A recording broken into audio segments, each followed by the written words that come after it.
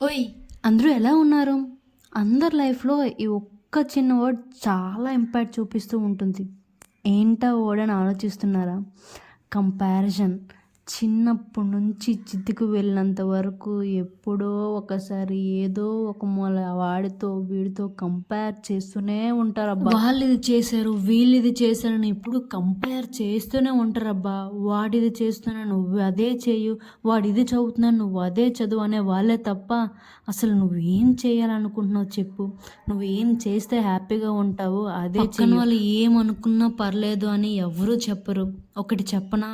నువ్వు ఎంత పై పొజిషన్‌కి వెళ్ళినా ఇంకా నీ పై పొజిషన్‌లో ఉన్నవాడితో ఎప్పుడు కంపేర్ చేస్తూనే ఉంటారబ్బా!